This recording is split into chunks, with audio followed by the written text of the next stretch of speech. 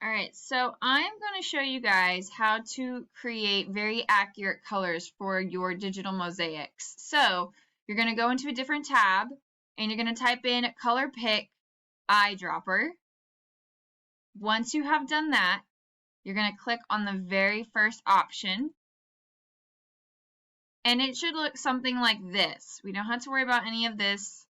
The only thing we need to worry about is right here where it says Add to Chrome. So you're going to click that. You're going to want to hit Add Extension, and it's going to have to load for a bit. Then you're going to notice that it pops up in this upper right corner. It's going to be a circular rainbow icon. You can just kind of click out of it. Now, if we were to go to our digital mosaic, okay, I already drew my polyline, my shape, and I actually went and made it transparent because that way I can get an accurate color read. So you can draw the shape first and make it transparent like I did, or you can try to find the color and then make the shape. I don't care how you do it, whatever is easiest for you. So you're going to come up here to the little puzzle piece, and you're going to click on the ColorPick Eyedropper, and you're going to want to pin it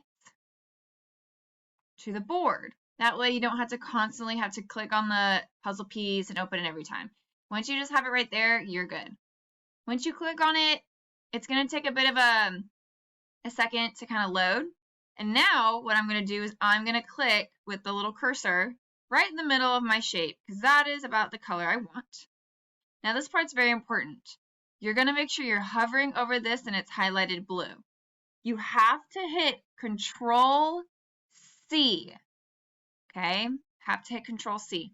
Once you have that, you can hit Escape. Okay, I'm going to click on my little piece here.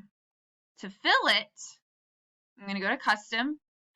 I'm going to hit Control V, and then you can see that it's already changed and it looks pretty much exactly like that color, so you know it's the correct color.